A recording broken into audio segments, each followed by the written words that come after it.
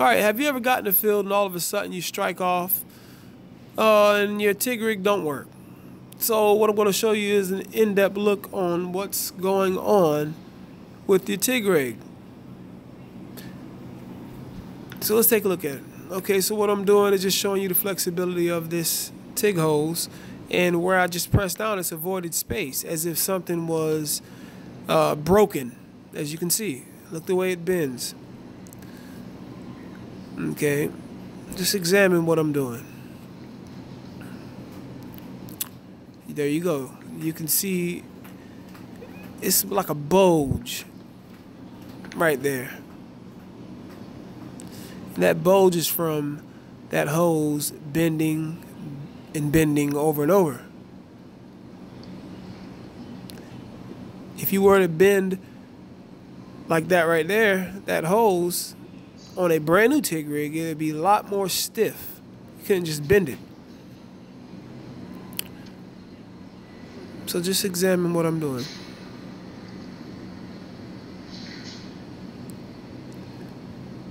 See, that's the other side. That's the good side. You see how stiff that is? It's the good side. It's not going to bend easy. And you might need to watch this video twice. Okay, now, what I'm showing you here is the inside. You see that right there? That copper piece? It's detached. You see that? There you go. Because of all the bending, it detached itself from the other part of the copper rope, if you will. That's what it's like. It's like a copper rope. You will see as the video progresses. Let's see if I can get you a good look at the other end. Okay, just bear with me. All right, let's see if we can get you a good picture of that there. I'll tell you what, we're just gonna cut it. There you go. We just cut it. Okay, so what I've done, I've cut it a few inches to get you a better glimpse at what's going on inside the TIG rig. As you can see, that copper piece there, and again, it was just one continuous copper rope inside this TIG rig. But over time, it got weak and detached itself from that part of the copper rope. Now, there might be a scientific name for it, but I'm going to call it a rope. It's one solid piece of braided copper. And again, through time of bending and stepping and bending and twisting, it gets weak. Just as if you was basically bending a clothes hanger back and forth, eventually it's going to snap. So that's what took place. That's exactly what took place. So when this happened to you, be not alarmed. That's what's going on. As we continue this video, I'm going to show you exactly how everything looks. Okay. Yeah, just pay attention. You see exactly what's going on. I'm basically pulling all of the copper rope out of the TIG rig. Like I said, I want you to get a good understanding of what's inside your TIG rig, and a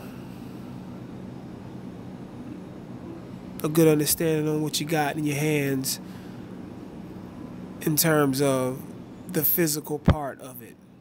Okay, this is a TIG rig. Alright. And so what we're going to do is just pull the whole piece of copper rope out of this plastic. And mind you, you can also salvage this copper rope that's inside the TIG rig. It's about 3 to 4 pounds. So keep that in mind also.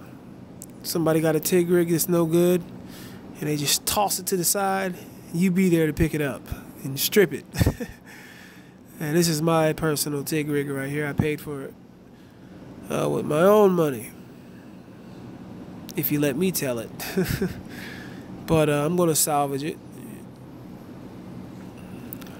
not bringing it back into working service, but you know, at the end of the year, I have a bucket of copper and brass. So this is what it looks like. Pretty much a long piece of copper. That's what that looked like, exactly. And there you have it. That's your TIG rig. So now, if you're ever in the field and all of a sudden your TIG rig just stopped working, hey, you know what happened. You don't have to guess anymore. You don't have to climb all the way to the top of that scaffold and try to strike an arc, and all of a sudden it doesn't work. You could go ahead and nip it in the bud right away and just, you know, go get you another TIG rig. That's it. So I just want to share that with you guys. I'm not going to say I hope that helped, because I've been in a position where I've went up and down the flights of stairs and high scaffolds and just couldn't figure it out. And, you know, I wasted a lot of energy. I was put in a lot of bad positions because of that. So I'm sharing it with you, so you can know right away, if you're up there on a high rise and you try to strike off and your TIG rig don't work, and you know that everything is working as far as the welding machine, and your ground is in the right place, and it's just your TIG don't want to strike off. Now you know that's what the problem is. Replace that TIG rig. Thanks.